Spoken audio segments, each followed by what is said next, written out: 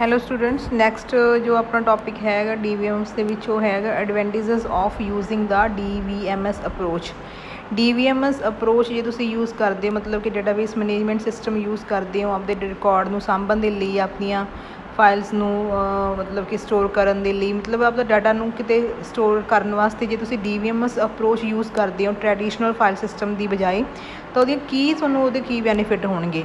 Benefit ਦੇਖੋ ਉਹੀ ਚੀਜ਼ਾਂ ਜਿਹੜੀ ਕਰੈਕਟਰਿਸਟਿਕਸ ਸੀਗੀਆਂ DVMS ਦੀਆਂ ਸੇਮ ਹੀ ਆ, ਜਿਵੇਂ ਕਿ ਪਹਿਲੇ ਨੰਬਰ 'ਤੇ ਕੰਟਰੋਲ ਰਿਡੰਡੈਂਸੀ।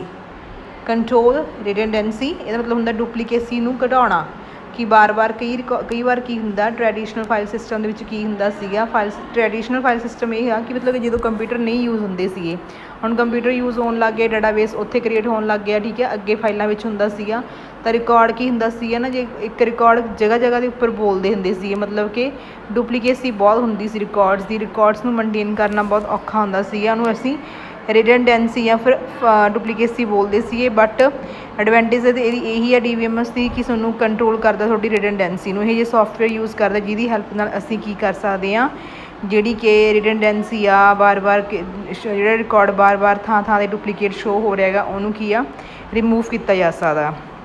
ਜਿਵੇਂ ਕਿ ਬਹੁਤ ਸਾਰੀਆਂ ਫਾਈਲਸ ਹੁੰਦੀਆਂ ਨੇ likely have different formats, programs may be written in different language, same information may be duplicated in several files। ਬਹੁਤ ਸਾਰੀਆਂ ਫਾਈਲਾਂ ਦੇ ਵਿੱਚ ਸੇਮ ਇਨਫੋਰਮੇਸ਼ਨ ਡੁਪਲੀਕੇਟ ਕੀਤੀ ਜਾਂਦੀ, ਮਤਲਬ ਪਾਈ ਜਾਂਦੀ ਹੈ ਅਲੱਗ-ਅਲੱਗ ਫਾਈਲਾਂ ਵਿੱਚ। ਡਾਟਾ ਰਿਡੰਡੈਂਸੀ ਲੀਡਸ ਟੂ, ਜਦੋਂ ਰਿਡੰਡੈਂਸੀ ਕਦੋਂ ਆਉਂਦੀ ਹੈ, ਜਦੋਂ ਕਿ ਉਹਦੇ ਨਾਲ ਕੀ ਹੁੰਦਾ ਥਾਂ ਦੇ ਉੱਪਰ ਰਿਕਾਰਡ ਆ ਤਾਂ ਸਟੋਰੇਜ ਦੀ ਵੀ ਵੇਸਟੇਜ ਆ, ਠੀਕ ਆ। ਡੁਪਲੀਕੇਸ਼ਨ ਆਫ ਐਫਰਟਸ ਮਤਲਬ ਕਿ ਮਲਟੀਪਲ ਕਾਪੀਜ਼ ਬਣਾਈ ਜਾਂਦੀਆਂ ਨੇ, ਉਹਨਾਂ ਨੂੰ ਕੀ ਉਹਨਾਂ ਨੂੰ ਮੇਨਟੇਨ ਕਰਨਾ ਵੀ ਉਹਦੇ 'ਤੇ ਜਿਹੜੇ ਐਫਰਟਸ ਲੱਗਦੇ ਆ ਉਹ ਮਤਲਬ ਕਿ ਜ਼ਿਆਦਾ ਹੋ ਜਾਂਦੇ ਆ। ਇਹ higher likelihood of the introduction of inconsistency ਆਉਂਦੀ ਹੈ। ਇਨਕਨਸਿਸਟੈਂਸੀ ਵੀ ਇਹੀ ਹੁੰਦਾ ਕਿ ਥਾਂ ਦੇ ਉੱਪਰ ਰਿਕਾਰਡਸ ਨੂੰ ਮਤਲਬ ਕਿ ਸ਼ੋਅ ਕਰਦੇ ਰਹਿਣਾ, ਤਾਂ ਇਹਦੇ ਨਾਲ ਕੀ ਆਉਂਦੀ ਹੈ ਡਾਟਾਬੇਸ ਨੂੰ ਮੈਨੇਜ ਕਰਨ ਦੇ ਵਿੱਚ ਪ੍ਰੋਬਲਮ ਆਉਂਦੀ ਆ, ਠੀਕ ਹੈ। ਬਟ ਡਾਟਾਬੇਸ ਡਿਜ਼ਾਈਨ ਦੇ ਵਿੱਚ ਕੀ ਹੁੰਦਾ ਗਾ, database design store each logical data item at one place to ensure consistency and save storage. Database ਨਾਲ ਕੀ ਕਰਦੇ ਹਾਂ ਅਸੀਂ ਇੱਕ ਥਾਂ ਦੇ ਉੱਪਰ ਹੀ ਸਾਰੇ ਡਾਟਾ ਨੂੰ ਲੌਜੀਕਲੀ ਸਟੋਰ ਕਰਦੇ ਹਾਂ, ਜਿਹਦੇ ਨਾਲ ਇਨਕਨਸਿਸਟੈਂਸੀ ਰਿਮੂਵ ਹੁੰਦੀ ਆ, ਕੰਸਿਸਟੈਂਸੀ ਆਉਂਦੀ ਆ ਅਤੇ ਸਟੋਰੇਜ ਦੀ ਸੇਵਿੰਗ ਹੁੰਦੀ ਆ, ਮਤਲਬ ਕਿ ਜਿਹੜੀ ਸਪੇਸ ਹੁੰਦੀ ਆ ਉਹਦੀ ਕੀ ਆ ਜਗ੍ਹਾ ਦੀ ਸੇਵਿੰਗ ਹੁੰਦੀ ਆ। ਨੈਕਸਟ ਹੈ ਜੀ ਮਲਟੀਪਲ ਯੂਜ਼ਰ ਇੰਟਰਫੇਸ। DVMS ਕੀ ਕਰਦਾ ਗਾ, provide A variety of user interface for the users of the wearing level of technical knowledge.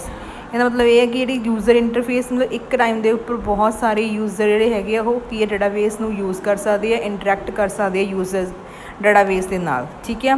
These includes query language for casual users, programming language interfaces for application programmers, forms and command codes for parametric user, menu driven interfaces and natural language interfaces for stand alone users। ਦੇਖੋ users ਬਹੁਤ ਤਰ੍ਹਾਂ ਦੇ ਹੁੰਦੇ ਆ। Casual user ਜਿਹੜੇ ਆਮ user and user ਹੁੰਦੇ ਆ, ਉਹਨਾਂ ਵਾਸਤੇ ਜੇ ਉਹਨਾਂ ਨੇ ਐਕਸੈਸ ਕਰਨਾ ਚਾਹੁੰਦੇ ਇਨਫੋਰਮੇਸ਼ਨ ਨੂੰ, ਉਹ ਕੁਐਰੀ ਲੈਂਗੁਏਜ ਯੂਜ਼ ਕਰ ਸਕਦੇ ਡਾਟਾਬੇਸ ਨਾਲ, ਠੀਕ ਹੈ। ਜੇ ਕੋਈ ਐਪਲੀਕੇਸ਼ਨ ਪ੍ਰੋਗਰਾਮਰਸ ਨੇ ਉਹਨਾਂ ਨੇ ਇੰਟਰੈਕਟ ਕਰਨਾ ਗਾ ਤਾਂ ਉਹ ਪ੍ਰੋਗਰਾਮਿੰਗ ਲੈਂਗੁਏਜ ਜਿਵੇਂ C++ 'ਚ ਕੰਮ ਕਰ ਸਕਦੇ ਆ। ਜੇ ਕੋਈ ਜਿਹੜੇ ਹੈਗੇ ਆਪਣੇ ਪੈਰਾਮੈਟ੍ਰਿਕ ਯੂਜ਼ਰਸ ਹੁੰਦੇ ਆ, ਸਪੈਸ਼ਲ ਯੂਜ਼ਰ ਹੁੰਦੇ ਆ ਜਿਹੜੇ ਕਿ ਡਿਜ਼ਾਈਨ ਕਰਦੇ ਆ, ਉਹ ਫਾਰਮਸ ਜਾਂ ਫਿਰ ਕਮਾਂਡ ਕੋਡਸ ਯੂਜ਼ ਕਰਦੇ ਆ।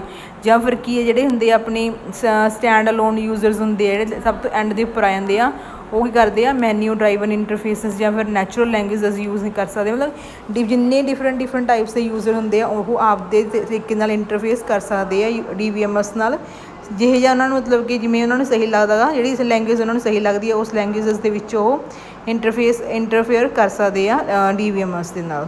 Providing backup and recovery. DVMS ਦਾ ਇੱਕ ਐਡਵਾਂਟੇਜ ਇਹ ਆ ਕਿ ਜੇ ਰਿਕਾਰਡ ਕਿਤੇ ਵੀ ਲੋਸਟ ਹੋ ਵੀ ਜਾਂਦੇ ਆ, ਡਾਟਾਬੇਸ ਲੋਸਟ ਹੋ ਵੀ ਜਾਂਦਾ, ਉਹਦਾ ਇੱਕ ਬੈਕਅਪ ਰੱਖਿਆ ਜਾਂਦਾ, ਉਸ ਬੈਕਅਪ ਤੋਂ ਬਾਅਦ ਅਸੀਂ ਉਸ ਰਿਕਾਰਡ ਨੂੰ ਰਿਕਵਰ ਕਰਕੇ ਯੂਜ਼ ਕਰ ਸਕਦੇ ਹਾਂ, ਠੀਕ ਹੈ। ਜੇ ਕਰੈਸ਼ ਹੋ ਵੀ ਜਾਵੇ ਕਦੇ, data should be restored by consistent state at the time system crash and changes being made. ਜੇ ਸਿਸਟਮ ਕਰੈਸ਼ ਹੋ ਜਾਏ, ਮਤਲਬ ਕੋਈ ਦਿੱਕਤ ਆ ਗਈ ਸਿਸਟਮ ਦੇ ਵਿੱਚੋਂ ਜਾਂ ਫਿਰ ਚੇਂਜਸ ਆਈਆਂ ਨੇ ਡਾਟਾਬੇਸ ਦੇ ਵਿੱਚ, ਤਾਂ ਉਹਦਾ ਇੱਕ ਬੈਕਅਪ ਰੱਖਿਆ ਜਾਂਦਾ, ਉਸ ਬੈਕਅਪ ਤੋਂ ਬਾਅਦ ਉਹਨੂੰ ਕੀ ਕੀਤਾ ਜਾਂਦਾ ਗਾ, ਉਹਦੀ ਰਿਕਵਰੀ ਕਰ ਲਈ ਜਾਂਦੀ ਆ ਜਿਹੜਾ ਡਾਟਾ ਲੋਸਟ ਹੋਇਆ ਹੁੰਦਾ ਗਾ, ਠੀਕ ਹੈ ਨਾ ਜੀ। ਰਿਸਟ੍ਰਿਕਟਿੰਗ ਅਨਅਥੋਰਾਈਜ਼ਡ ਐਕਸੈਸ, ਇਹਦਾ ਮਤਲਬ ਇਹ ਹੁੰਦਾ ਕਿ ਸਿਰਫ ਉਹੀ ਯੂਜ਼ਰ ਹੀ ਉਹਨੂੰ ਯੂਜ਼ ਕਰ ਸਕਦੇ ਡਾਟਾਬੇਸ ਨੂੰ ਜਿਨ੍ਹਾਂ ਨੂੰ ਉਹ ਪਰਮਿਸ਼ਨ ਮਿਲਦੀ, ਜਿਵੇਂ ਕਿ ਕਿਸੇ ਨੂੰ ਯੂਜ਼ਰ ਨੇਮ ਪਾਸਵਰਡ ਮਿਲਿਆ ਹੈਗਾ, ਜੇ ਉਹ ਬੰਦੇ ਨੂੰ ਯਾਦ ਆ ਯੂਜ਼ਰ ਨੇਮ ਅਤੇ ਪਾਸਵਰਡ ਤਾਂ ਹੀ ਉਹ ਡਾਟਾਬੇਸ ਨੂੰ ਐਕਸੈਸ ਕਰ ਸਕਦਾ, ਯੂਜ਼ ਕਰ ਸਕਦਾ। ਅਦਰਵਾਈਜ਼ ਜਿਹੜੇ ਅਨਅਥੋਰਾਈਜ਼ਡ ਯੂਜ਼ਰ ਹੁੰਦੇ ਜਿਨ੍ਹਾਂ ਕੋਲ ਕੋਈ ਪਰਮਿਸ਼ਨ ਨਹੀਂ ਹੁੰਦੀ ਡਾਟਾਬੇਸ ਨੂੰ ਯੂਜ਼ ਕਰਨ ਦੇ ਲਈ, ਉਹਨਾਂ ਨੂੰ ਉਹ ਰਿਸਟ੍ਰਿਕਟਲੀ ਰੋਕਦਾ ਗਾ, ਮਤਲਬ ਕਿ ਪ੍ਰੀਵੈਂਟ ਕਰਦਾ ਗਾ, ਠੀਕ ਹੈ। DBMS provide a security authorization subsystem which is used by DBA to create user account and specific restriction on user accounts। ਤਾਂ ਇਹ ਕੰਮ ਕਿਹਦਾ ਹੁੰਦਾ, DBA ਦਾ ਹੁੰਦਾ ਕਿ ਜਿਹੜੇ ਯੂਜ਼ਰਸ ਨੇ ਉਹਨਾਂ ਨੂੰ ਅਕਾਊਂਟ ਉਹਨਾਂ ਦੇ ਕ੍ਰੀਏਟ ਕਰਕੇ ਦਈਏ। ਜਦੋਂ ਯੂਜ਼ਰ ਦਾ ਅਕਾਊਂਟ ਕ੍ਰੀਏਟ ਹੁੰਦਾ ਉਦੋਂ ਉਹ ਯੂਜ਼ਰ ਨੇਮ ਅਤੇ ਪਾਸਵਰਡ ਪ੍ਰੋਵਾਈਡ ਕਰਦੇ ਆ। ਜਦੋਂ ਵੀ DBMS ਨੂੰ ਯੂਜ਼ ਕਰਨਾ ਗਾ ਡਾਟਾਬੇਸ ਨੂੰ, ਤਾਂ ਉਸ ਅਕਾਊਂਟ ਯੂਜ਼ਰ ਨੂੰ ਆਪਦੇ ਅਕਾਊਂਟ ਦੇ ਅਕੋਰਡਿੰਗ ਆਪਦਾ ਯੂਜ਼ਰ ID ਅਤੇ ਆਪਦਾ ਪਾਸਵਰਡ ਯਾਦ ਹੋਣਾ ਚਾਹੀਦਾ। ਜੇ ਉਹ ਯਾਦ ਆ ਫਿਰ ਹੀ ਉਹ ਯੂਜ਼ ਕਰ ਸਕਦੇ, ਅਦਰਵਾਈਜ਼ ਨਹੀਂ ਕਰ ਸਕਦੀ ਹੈਗੀ। Providing persistent storage for program object, ਜਿਹੜੀ object oriented database system are compatible with programming languages such as C++ and Java. ਇਹਦੇ ਵਿੱਚ ਜਿਹੜੇ DBMS ਆ ਉਹਨੂੰ ਤੁਸੀਂ ਆਬਜੈਕਟ ਓਰੀਐਂਟਡ ਲੈਂਗੁਏਜਸ ਜਾਂ ਜਿਵੇਂ ਕਿ C++ ਹੋ ਗਈ ਜਾਂ ਫਿਰ ਜਾਵਾ, ਉਹ 'ਚ ਵੀ ਡਿਜ਼ਾਈਨ ਕਰ ਸਕਦੇ ਹੋ। DBMS software automatically perform the conversion of complex object which can be stored in object oriented DBMS। ਬਸ ਇਹ 'ਚ ਤੁਸੀਂ ਇਹੀ ਯਾਦ ਰੱਖਣਾ ਕਿ DBMS ਤੁਸੀਂ ਅਲੱਗ ਪ੍ਰੋਗਰਾਮਿੰਗ ਲੈਂਗੁਏਜਸ ਦੇ ਵਿੱਚ ਵੀ ਡਿਜ਼ਾਈਨ ਕੀਤਾ ਜਾ ਸਕਦਾ, ਜਿਵੇਂ C++ ਜਾਂ ਜਾਵਾ।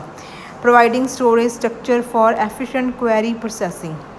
DBMS ਦਾ ਕੰਮ ਕੀ ਆ ਕਿ ਜਿਹੜੇ ਯੂਜ਼ਰਸ ਹੁੰਦੇ ਆ ਕੁਐਰੀਜ਼ ਦੀ ਹੈਲਪ ਦੇ ਨਾਲ DBMS ਜਾਂ ਡਾਟਾਬੇਸ ਨੂੰ ਈਜ਼ਲੀ ਐਕਸੈਸ ਕਰ ਸਕਦੇ ਆ। DBMS provide indexes buffering for fast access of query in result.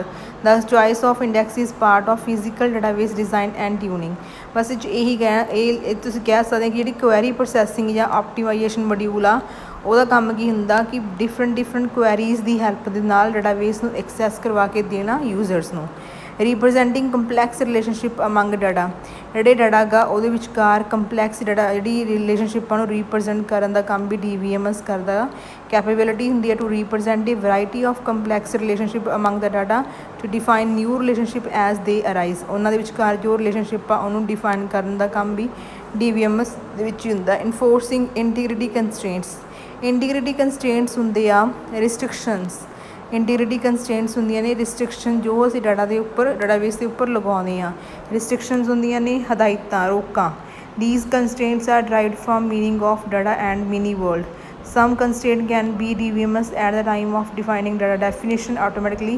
DBMS database integrity constraint like ਜਿਵੇਂ ਹੁਣ ਕੋਈ ਪ੍ਰਾਇਮਰੀ ਕੀ ਡਿਜ਼ਾਈਨ ਕਰਨੀ ਆ ਡਾਟਾਬੇਸ ਦੇ ਉੱਪਰ ਕਿ ਪ੍ਰਾਇਮਰੀ ਕੀ ਹੈ ਰੋਲ ਨੰਬਰ ਆ, ਰੋਲ ਨੰਬਰ ਦੇ ਬੇਸ ਦੇ ਉੱਪਰ ਹੀ ਕੋਈ ਸਾਰਾ ਰਿਕਾਰਡ ਅਸੀਂ ਮਤਲਬ ਕਿ ਐਕਸੈਸ ਕਰ ਸਕਦੇ ਹਾਂ, ਠੀਕ ਹੈ। ਅਲੱਗ-ਅਲੱਗ ਕੀਜ਼ ਹੁੰਦੀਆਂ ਨੇ ਡਿਫਰੈਂਟ ਤਾਂ ਉਹ ਵੀ ਤੁਸੀਂ ਲਗਾ ਸਕਦੇ, ਮਤਲਬ ਕਿ ਰਿਸਟ੍ਰਿਕਸ਼ਨਸ ਲਗਾਉਣਾ ਡਾਟਾਬੇਸ ਦੇ ਉੱਪਰ।